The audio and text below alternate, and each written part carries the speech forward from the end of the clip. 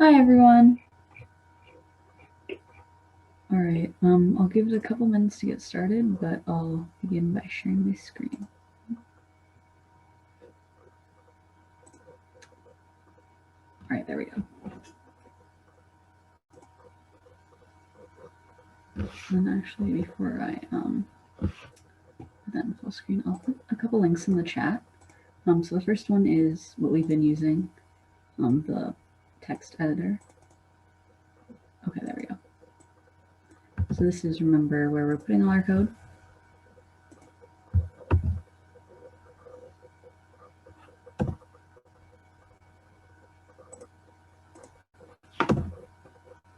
And the other link I'm going to put in the chat is the reference sheet.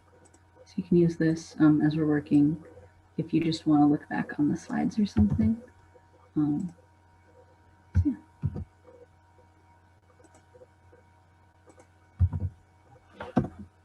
Okay, there we go. Wow, it looks like some people have some big things. Someone has an Etsy order. That's very cool. What are you making or selling?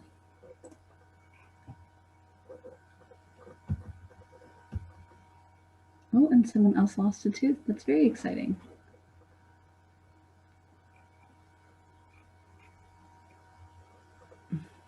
Looks like Caitlin did absolutely nothing interesting. Well, that's a very cute name for your tooth fairy.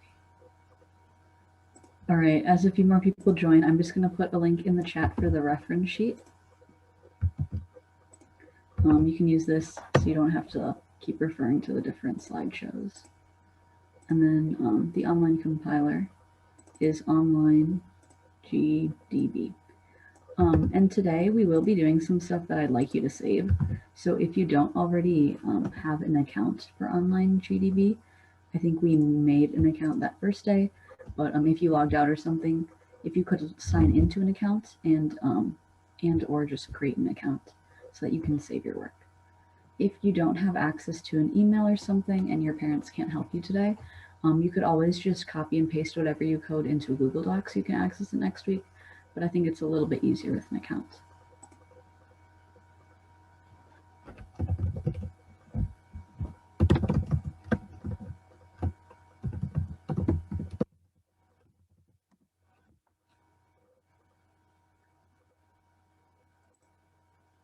All right then, we'll get started. So today we'll be basically just reviewing what we've learned over these past few weeks. Mostly the stuff that we learned the past 2 weeks. So that's the loops and then the functions. And then at the end of the class, I'll also introduce you guys to our final project, in which I'll give you 2 or 3 different options to choose from and of like different difficulty. So if you feel like you've really got C++, maybe you can go for the harder one. If you're still sort of new to it, you can maybe go for the easier option and try that out this next week. And then we can share those with each other next class. So hopefully everyone has opened up the online GDB, and if you have not already signed into an account, I'd like you to do that. And if you don't have access to an email, maybe talk to your parent and they can help you. If they're not around, just try and save that to a Google Doc, like copy and paste, so that you can access whatever we do today next week. All right, so let's get started. So the first thing I'd like to review is loops. So if you guys remember, we learned these a couple weeks ago and I was reviewing them last week. But loops are a little bit more complicated because they're a little bit more, I guess, like logic intensive. So the 2 main loops that we've learned are the for loop, which is the one on the left. So in a for loop, remember, we'd say for, and then in our parentheses, we have the stuff that happens.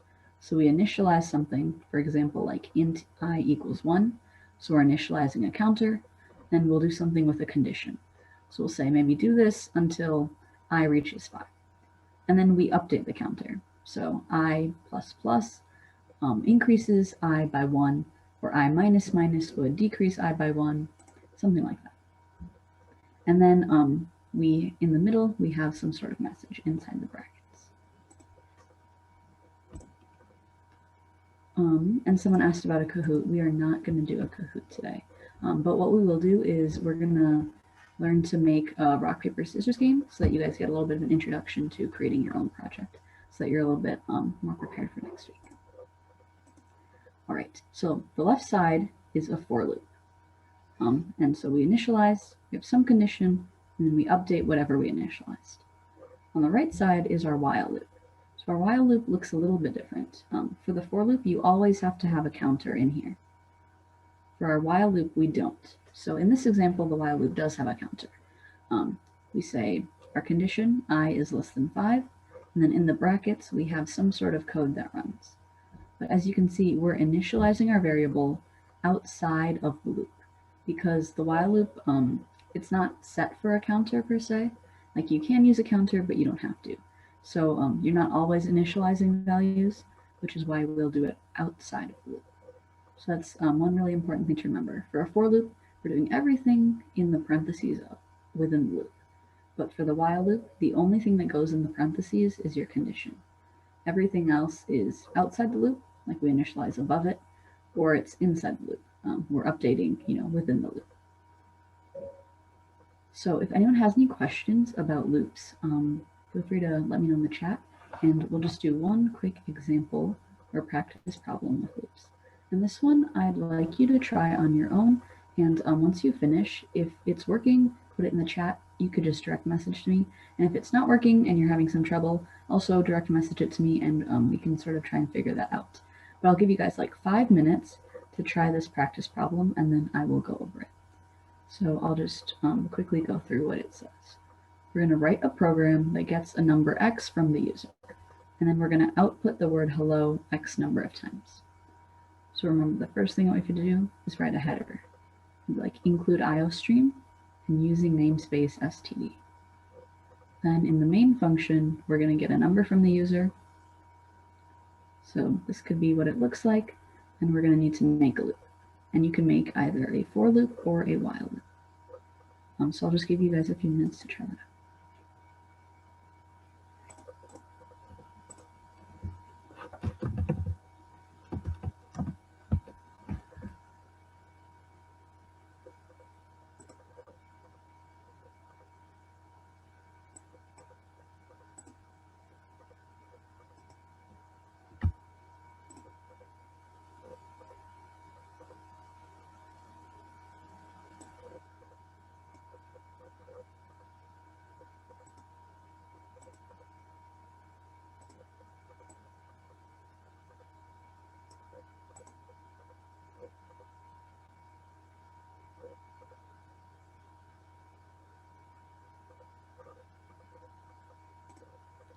All right, hopefully you've gotten started on this. So I'll just open that up on my screen as well. And feel free to keep working, and you can see if maybe we do a little bit differently or the same way.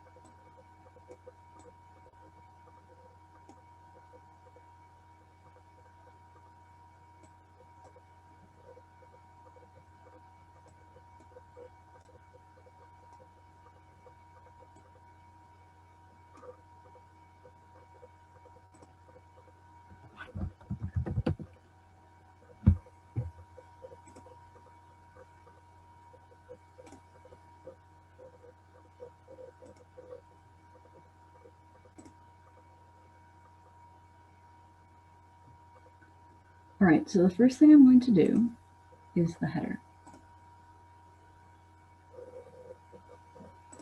And yeah, I can put the online link to the website, and then once I finish it, I can put what I write in the chat. All right, so the first thing is our header. And so as I've got on the screen, we gotta do IOStream instead of the studio.h, and we're using namespace, standard namespace, so namespace std. All right, so now all of this is going to be in the main function because we're just going to create a simple loop. We're not going to use any other functions. So our first step is to get something from the user. All right, so remember, to get stuff from the user, we first got to tell them what to enter. So I'm just going to tell them to enter a number. And then I got to get something from the user. So this will be a variable. So I'm just going to call this integer int x. And I'm going to say get a number from the user, or enter a number, and in order to get the number, we use cin and then x. All right, so now we've gotten our variable from the user. So now we need to make a loop in order to do this. So did you guys use a for loop or a while loop?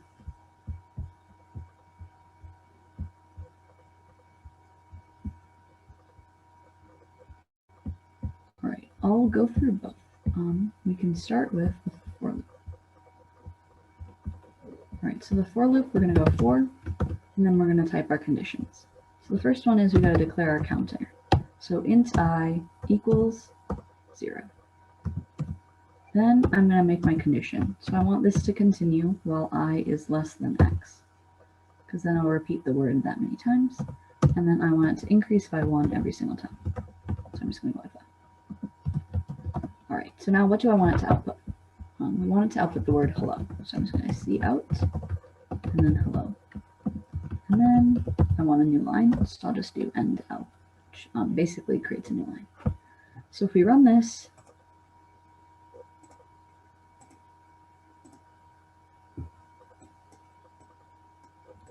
I say 3, it should say hello 3 times. All right, so now let's try that with a while loop. I'll go while int, so we got to remember for the while loop, we have to declare our variable outside the loop. So I'm going to go int I equals 0. That'll be outside the loop, and then while and our condition. So just like the for loop, it's the same condition. I is less than x, because then it'll continue however many times we have the number x. And then we have brackets, and then we have our message. So I'm going to say see out, hello, and out. All right, so let's try this. I'll just comment out this loop so that only the while loop runs. And let's see what happens. Right. Oh no, we have an error. What happened? Yeah, I'll put my code in the chat. All right, so right now we have an error.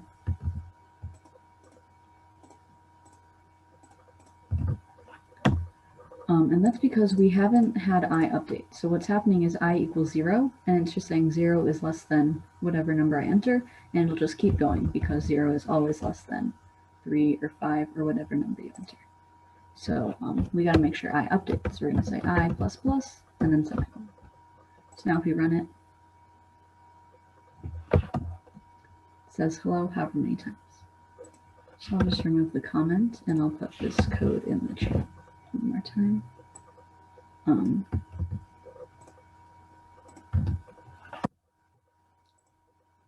But yeah, so this updating is very important, but these are the two different types of loops. We got this for loop, and we got the while loop. If you have any questions, let me know in the chat, but otherwise we'll move on.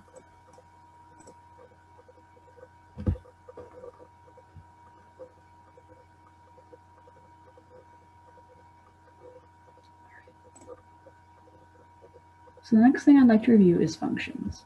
So if you guys remember, functions are basically just ways we can run chunks of code multiple times within the main code. So say I wanted to, like if I run a pet hotel or something, and I want to get the name of the pet that's staying for the night, and then the number of nights it's staying. Then, and if we want to do that for multiple animals at different times, you can use a function to pass different variables or values called parameters into your function. That way we don't have to keep writing the same code. And what's really nice about functions is instead of like loops where you can run the same thing over and over and over again, with functions we can run the same section of code but with different values. Since it's like a chunk of code that you can pass different things through multiple times. So there's two different types of functions that we use. we use the void function and then the data type function. So a void function is basically a function that doesn't return a value. So it's just a chunk of code that doesn't actually give us any value out of it. So this could be a chunk of code that will maybe say something like, you know, hello, welcome to blah, blah, blah. Welcome to the pet hotel. So that could be a function, but you could also have functions that do return values. These are called data type functions. And in these, we'll put the data type before the function name. And I'll show you that on this next slide. So like here, oops, in this example, we have like the pet info.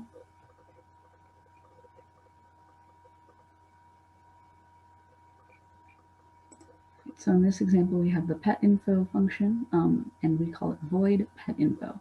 So pet info is the name of our function, and we put void in front just to say that this function will not return any values. And we see that because it's just outputting things, but it's not actually getting a value that we want it to return in the main. So what's happening here is this function is saying, we have the variables name, which is a string, and age, which is a double, so number. And then it wants to output some pet name, and it's going to say pet name, and then whatever variable is put in for name. Then it's going to output pet age, and whatever variable is put in for age. So then the main, when we put something like snow and 3, it'll output snow for name up here. So we'll say pet name, semicolon, and then snow. And we see that in the output. Same with age. One thing to remember is strings need quotation marks around them. So see how we have like snow in quotation marks, but then the age is not in quotation marks because it's not a string. All right, so now we are going to go backwards to here. All right, so the bank account was something that we started last week, but I had some technical difficulties. I didn't realize that it all wouldn't copy and paste into the chat, so I ended up putting it in a Google Doc that I will open up for you guys right now. And what I wanted you guys to do last week was basically to take the bank account code that I had written and then turn the main function into separate functions.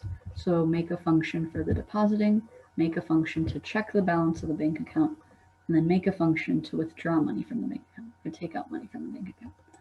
So 1 second, I'm just going to pause share and try and, there we go, exit. All right, so now I will put the bank account code into the chat so that you guys can take a look at it, and I'll share my screen. Or I'll, so what I'd like you to do is, from this Google Doc, you could just copy and paste that stuff that's in this Google Doc. Here, I'll open it right now. Just copy and paste this into the online GBD. So if you had the entire thing open last week, then you can keep that. If you didn't have the entire thing, looks like some of it got cut off last week, then you might just want to make a new one. If you did work on it though, just feel free to keep what you had done last week. So I'm just going to copy this.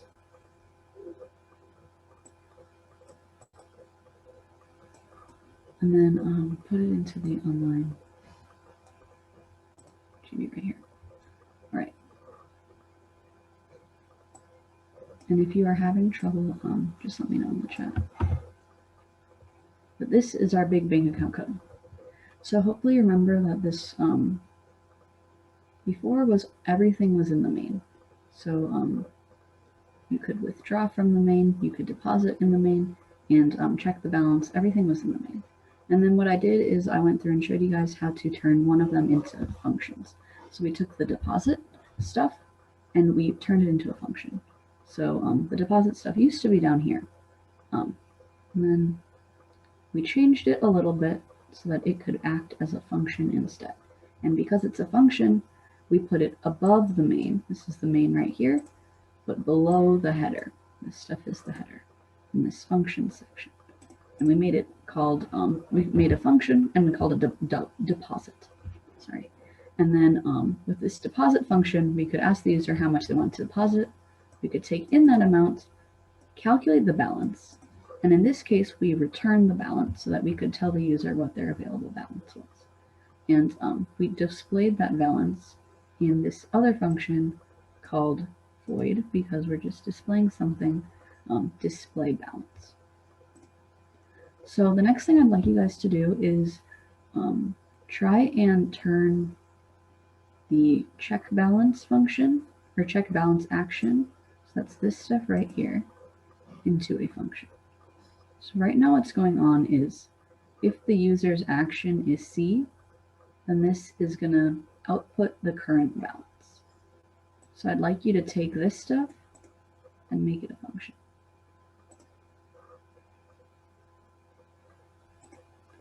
So right now this stuff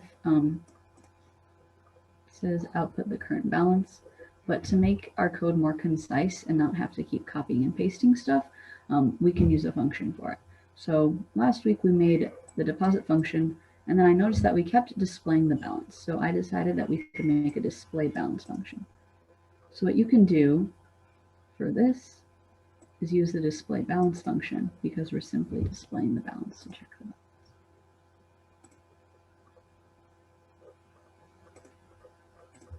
So I'll give you like 2 minutes to do that, and then I'll show you how to do it.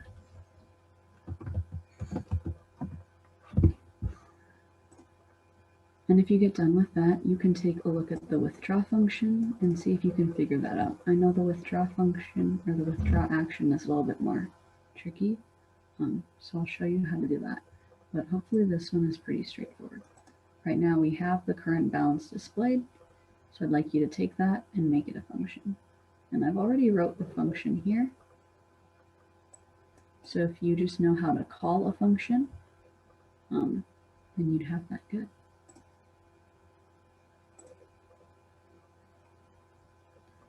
All right, so to call our function, we're basically just going to take the name of the function, which is display balance. So I'm going to copy that.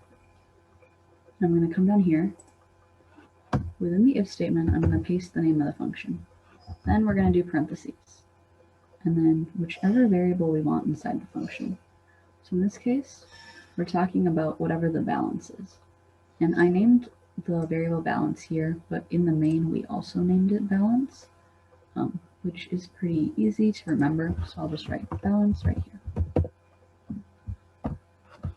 Now we can delete what we had before, and we just use a function. So if I run it, and I say C to check the balance, it'll automatically display the balance using the display balance function. So now that I showed you that, I'd like you to do the same thing, but within the withdraw function. So right now we have this entire big chunk of stuff for withdraw. Like it asks for how much they want to withdraw, it gets the amount, and then if their balance is enough, it creates a new balance and then displays the balance. So the first step I'd like you to do is, see this stuff? Try and replace it with the function. And same with this one.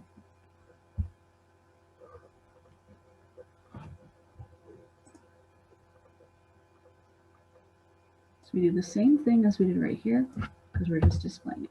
So I'm going to take this, and I'm going to delete it and put our display balance, because it's the same exact thing if you remember. Oops.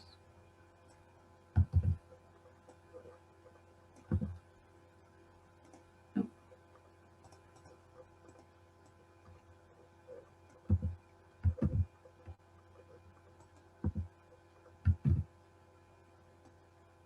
Because right here it says the output of the current balance, and we're literally doing the same exact thing up here.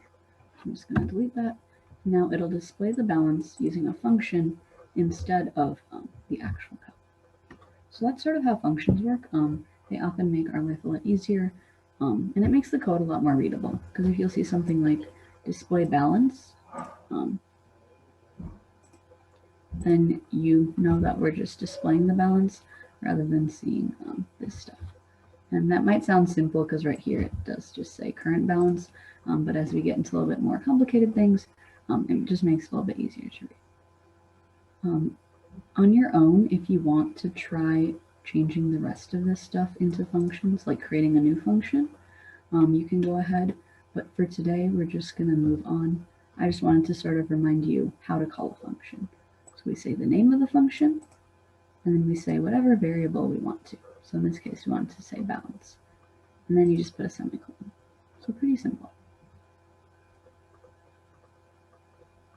All right, so I'm just gonna pause sharing for a second. And then head back to my slideshow.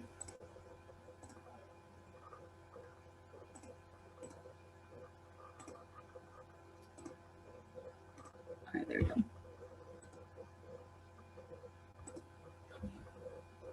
So the next thing that I'm going to have you guys do is one more function example, just to practice. And this time I will let it present.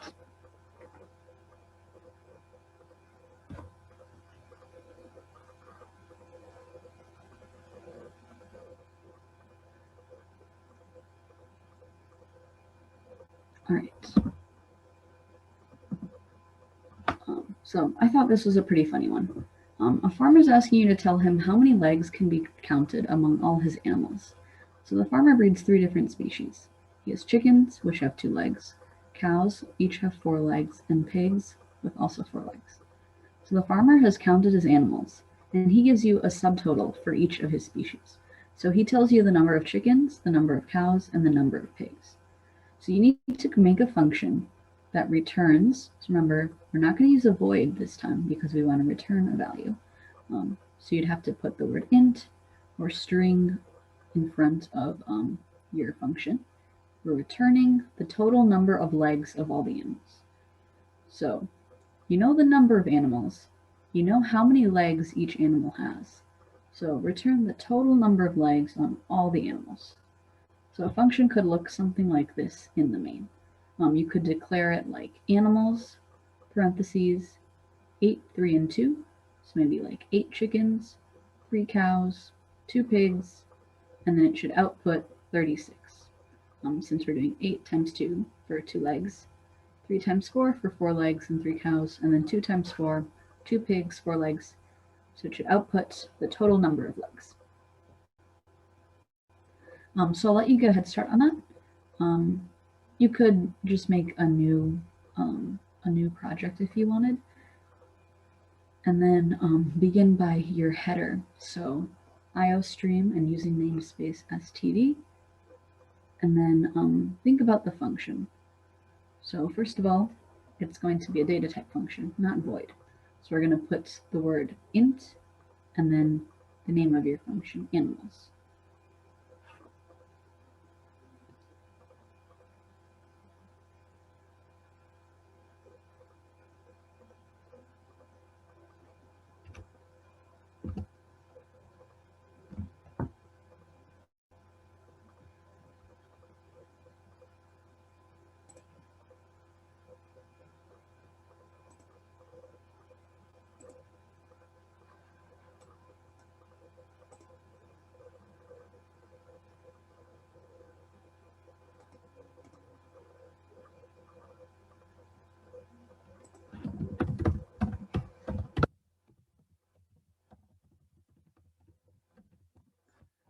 All right, so hopefully you've put the header in and you've created the name of your function. So now let's think, what do we need our function to output? Or what values do we need our function to take in? Sorry, I'll present that one more time. We want to get the number of chickens, the number of cows, and the number of pigs. So all of these are integers because we can't have half of a pig or half of a cow. So you could go int and maybe name it chicken, int cow, and int pig. So I'll show you guys, as you get started on that, I'll show you, remind you of the format of a function. Basically, the data type, so int, and the name of your function, animals, then do some parentheses, And go like int chicken, or int cow, int pig. We'll separate them by commas.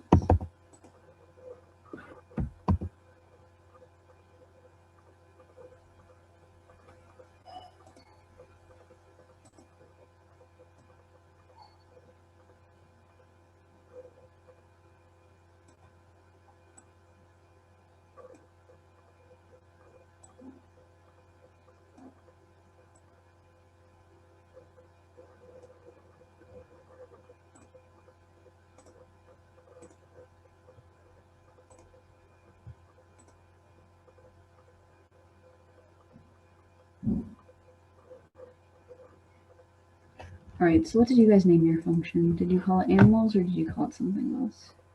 Just let me know in the chat maybe.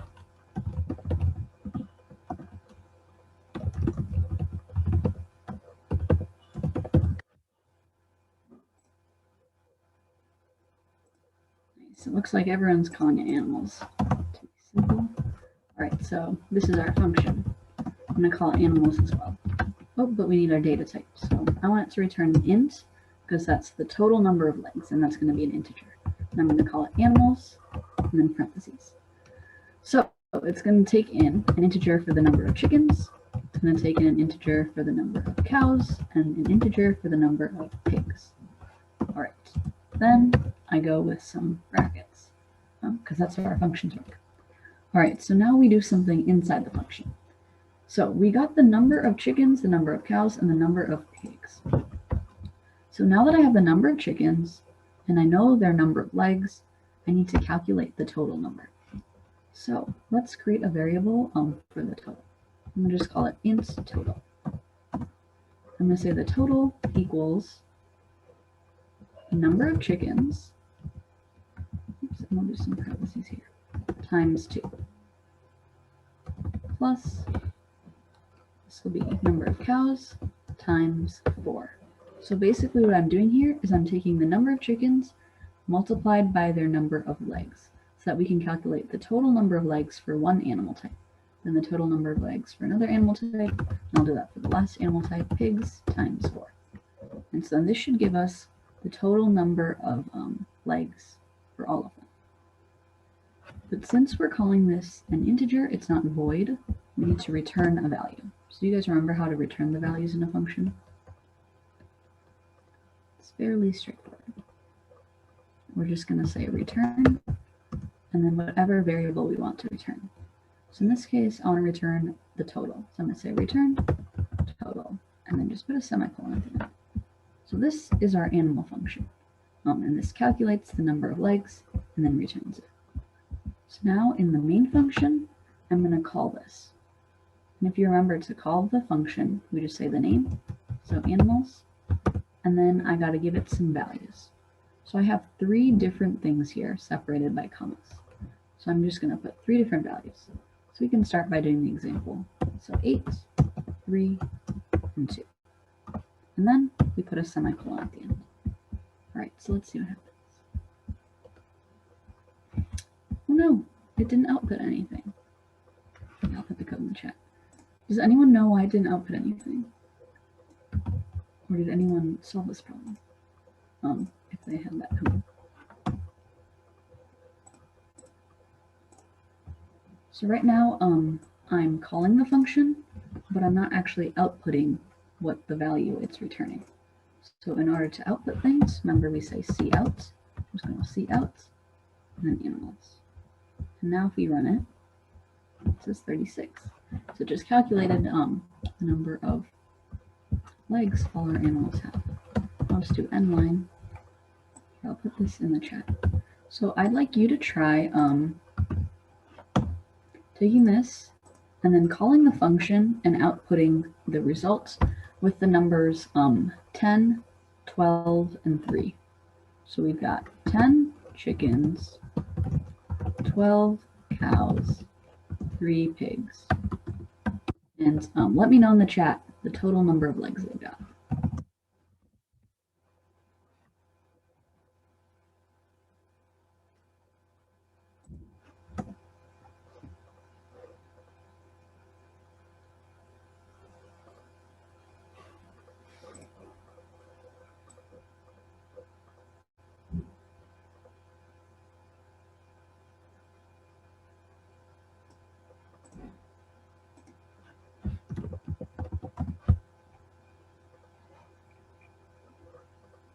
All right, looks like people are saying 80. Let's see if that's right. So I'm going to go C out, and then we're going to call the function. So we're going to say 10 because we got chickens first in this up here. Then we've got cows, so 12, and then 3 pigs. And looks like 80. So this is a little bit more of a, I guess, practical way you can use for functions in coding. And then if you wanted to take this a step further, say you wanted the user to input something, then you could do something like cout, enter the number of chickens, enter the number of cows, enter the number of pigs, and you can actually use whatever the user inputted in here. So if I did that, I could say, you know, animals, and then num chicken, num cow, num pig, if I got that from the user.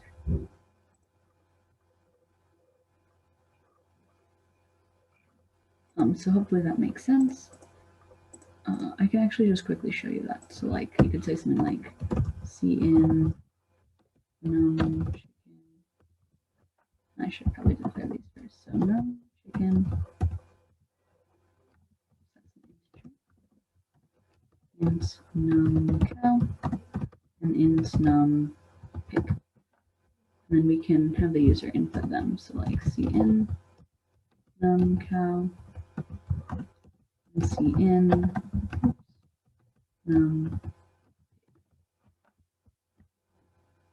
So we could be like, you know, 8, 3, 2. Oh, we just gotta say cout for this.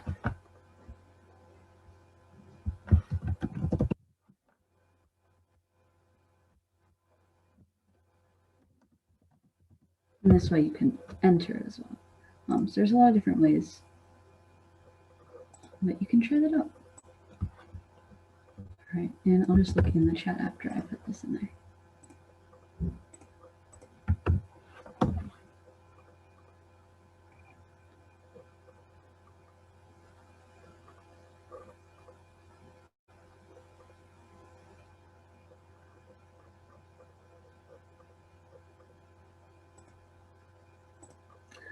So yeah, someone was asking if this is just an inconvenient way with the functions.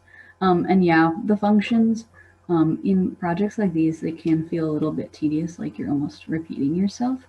But then as you work towards a little bit bigger things, functions do make it a lot easier.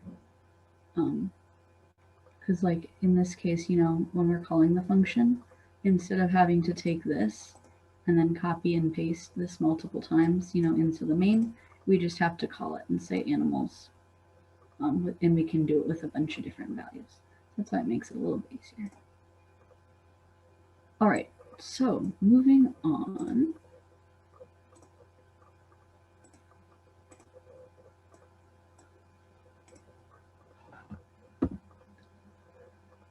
I'm going to introduce you guys to a mini project that I thought would be fun to try. So this is rock, paper, scissors. And we can sort of just do it together. I think what I'll do is I'll tell you sort of a small step to do, and then I'd like you to try it, and then I'll share it. And copy and paste this link.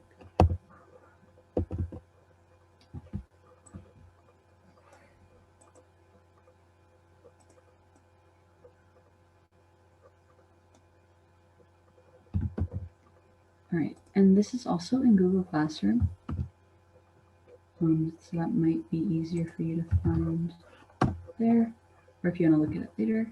But I just put the rock, paper, scissors code. So I started a little bit of a template because I thought that otherwise it would be very time consuming. So as you can see, we start with this stuff, which is just our header. Then we have a function. And so our function is to play the game. So it's void, and it starts with, sorry, let me backtrack. So this is rock, paper, scissors. So hopefully most of you guys have played it, but as we know, paper beats rock, rock beats scissors, and scissors beats paper. And you have 2 players, and each of them wants to win. And so they can pick between rock, paper, and scissors. So in this case, what I've done is I've sort of set up the beginning of a function right here. I've made the conditions, but I haven't put anything inside of each chunk of code. So that's what I'd like you to do. I'd like you to try and put stuff in here. And then this is the main function. So once you're done with this stuff, then I'd like you to try and take this function and call it in the main. So I'm just going to copy paste this into online GDB, and then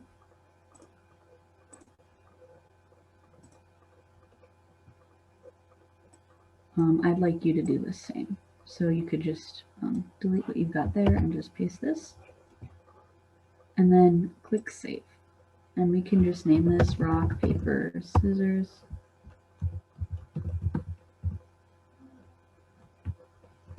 I'm just going to call it 2 because I think I already made one with the same name. All right.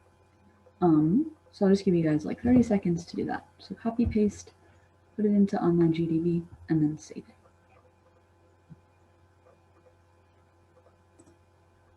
If you're having trouble saving, you might just want to do it in Google Docs instead, like copy paste into Google Docs when you're done, so you have somewhere to keep it if you want to access it later. All right, so this stuff is our header. So I'm just going to make a comment so that we remember this is our header. And then below our header is our function. So right now we've got a void function, and I'm calling it play because this is just our game. And so our function takes 2 different variables or parameters. They are both, oh, this is what we're going to change. I guess I forgot to update that in the thing. This should not be a character. This should be a string.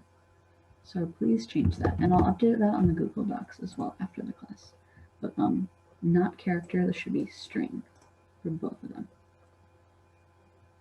And so what we're going to do is we want the user to, each player, this will be a 2-player game for now, each player enters rock, paper, or scissors so that they can do their move.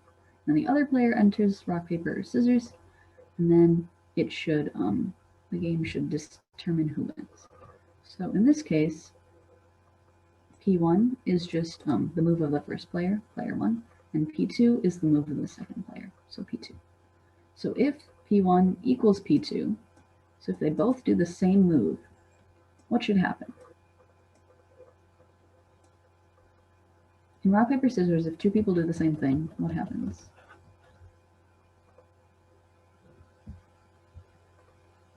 You play again. Yep, because we get a tie. So in this case, we could just say, like, tie. And then I'll just have it end the line. So that's sort of our first if statement right there. This is our tie game because they both did the same thing. So I'd like you to look at this second thing. If player 1 does rock and player 2 does scissors, or, and then there's another option, or this, what happens? So maybe think about that for a second.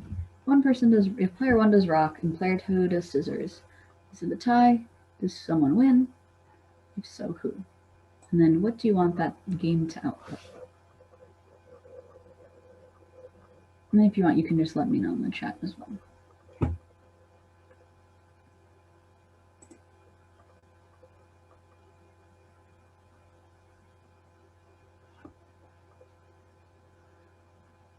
All right, so if player 1 does rock and player 2 does scissors, then player 1 wins, right? Just like if player 1 does scissors and player 2 does paper, player 1 still wins because scissor beats paper. And if player 1 does paper, player 2 does rock, player 1 still wins. So in this case, I'm going to have it output player 1 wins.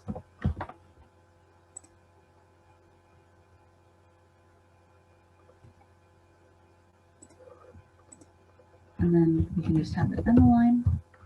And so now I'd like you to put the other option right in here.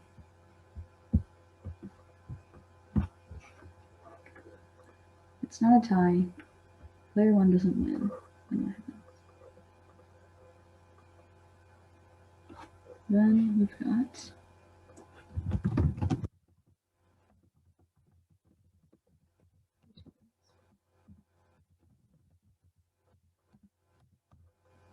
all right, so now this function is sort of, so now we're going to take this and do some stuff in the main with it. So I'm going to start with our variables in the main. So we know we need at least two variables, right? We need two variables for our function. So the first one is the move of player 1, and the second one is the move of player 2. And they're both going to be strings. So you can name them whatever you want.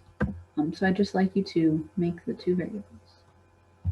I'm just going to call them player 1 and then player 2.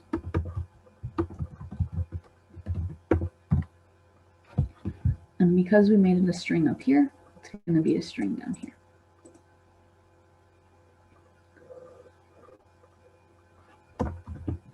And then the next thing I'd like you to do is ask the player 1 for their move, and then take in player 1's move. So you're going to use cout and cin, and then do the same for player 2. And once you're done with that, you could just let me know in the chat or something. So get player 1's move, and then get player 2's move.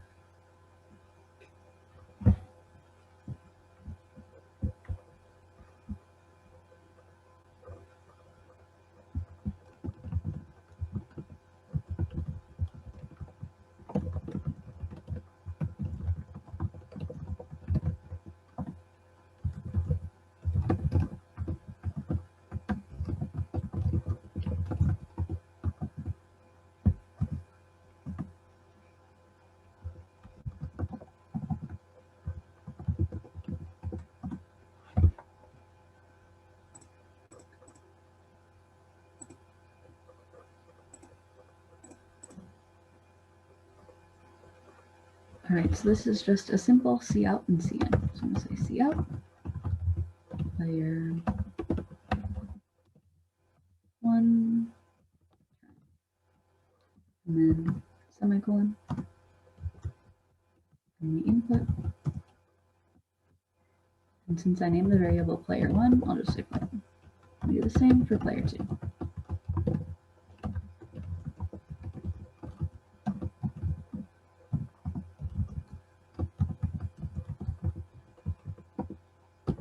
All right, so now we've got the two moves from our players. So our variables have been declared and initialized because they got the input from the user. So now we can call our function.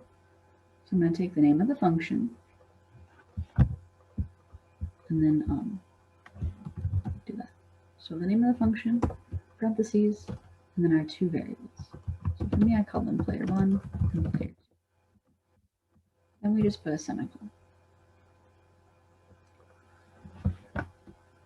All right. If you need some help or you haven't caught up to this, if you need to slow down, just let me know in the chat. But otherwise, we're going to run it and see what happens. All right, so it's asking for player 1's turn. So let's say rock. And player 2's turn, scissors. So it tells us that player 1 wins. All right, I'll put it in the chat. Actually, I don't know if I can put it in the chat. It's probably going to be too long. I'll put the first section, like the function, and then I'll do the main stuff. All right, so this is the function, and then just add the main after that.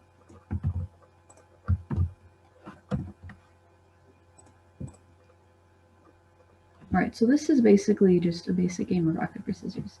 But obviously you can make this a little bit more sophisticated. Maybe add something like a welcome to, like, hello, welcome to rock, paper, scissors.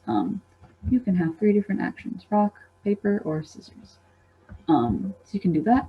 You can also add a play again, which I think someone had mentioned. So there's 2 different ways to do our play again. You can do a while loop and you can do a do while loop. So I'm going to show you guys the while loop because I think we're a little bit more comfortable with that. So we're going to go while, and we have some condition. And so in this case, I'm going to say while the string, and we're going to just call it play again. So while play again equals yes.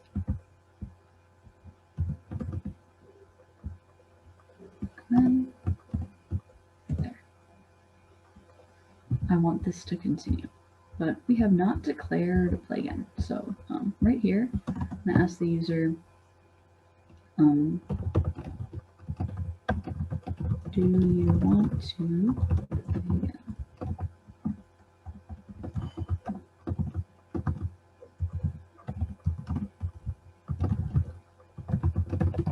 And then it inputs, they get the play again. So we can try this and see what happens. So this case it didn't work. And the reason for that is we say that this will happen while play again equals yes. But right here, we don't actually say what play again equals. So the computer's confused and it doesn't see that play again has a value, so it doesn't actually end up doing the loop. So we need to initialize play again and call it yes, so that it actually continues. So I'll try this one more time. Now we can play rock. If I say yes, then it'll allow us to keep playing again. But say so if you don't do it, it'll say invalid action and allow us to play again. So yeah, hopefully you sort of understand how the game works a little bit more. Around this game, and you could spend the next like 2 or so minutes, maybe make an intro thing like see out and then welcome to rock paper scissors, or something like that. And then I will set up my slideshow and introduce the projects for next week. So I'll give you just 2 minutes and I'll paste the stuff in the chat.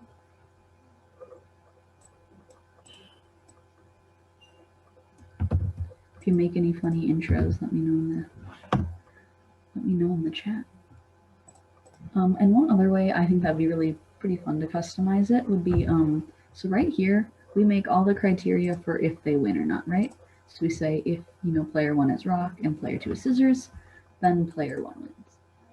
What you could also do is you could try and make this, if you wanted to maybe mess with some people, make a rock paper scissors game where it's like one user against the computer, and you could do something like if the user is rock, maybe the computer should say scissors, or the computer should say paper, and then the computer wins.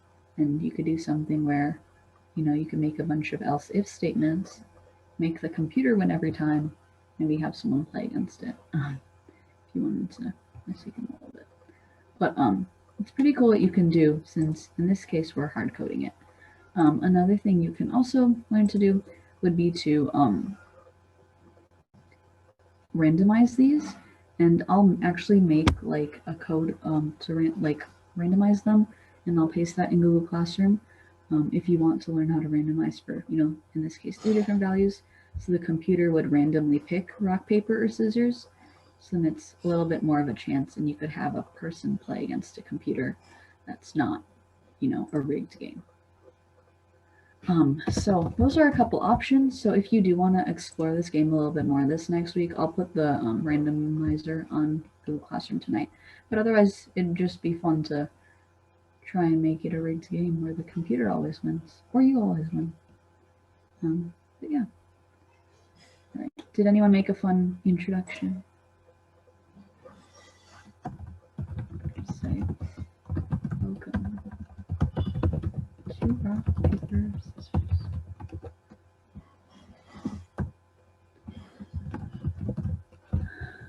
All right, that's okay. So I'm going to switch my sharing to this tab.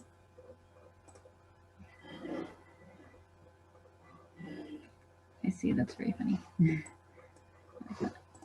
All right, so the final thing that I want to go over in these last 5 minutes was our final project. So I was hoping that you guys could at least start a final project. for this next week.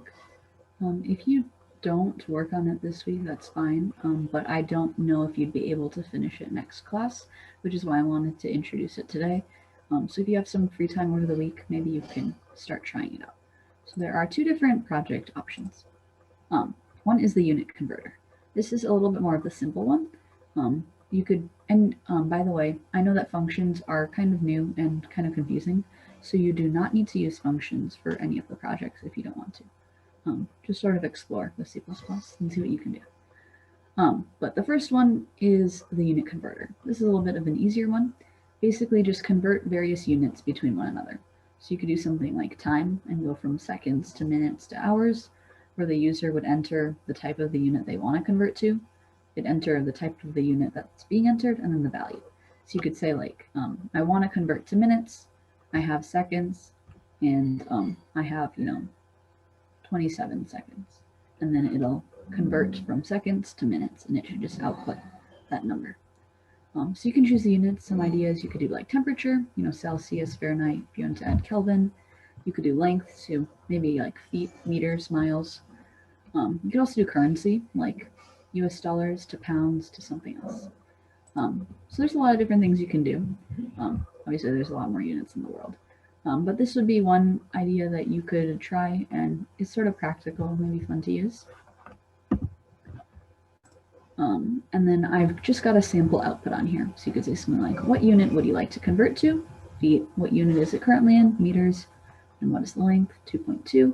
And then we'll calculate it and output in feet.